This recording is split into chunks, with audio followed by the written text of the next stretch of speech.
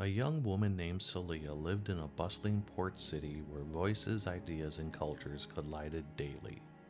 She loved Jesus deeply, but the constant tension around her, arguments in the marketplace, divisions in her community, and old grudges resurfacing, left her wondering how believers were supposed to stay united in such a fractured world. One evening, her pastor read aloud from a letter Paul had written to the Ephesians.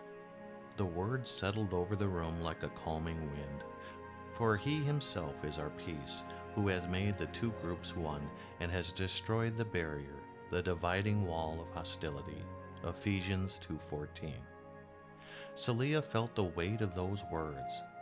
Peace wasn't something she had to manufacture. It wasn't fragile or dependent on perfect circumstances. Peace was a person, Christ himself, and he had already torn down the walls people built between each other. As she walked home, another verse echoed in her heart. Be completely humble and gentle. Be patient, bearing with one another in love. Ephesians 4:2. It wasn't a call to ignore conflict, but to approach it with the same grace Christ had shown her. The next morning, Celia made a quiet decision. She would be a builder, someone who repaired, not divided.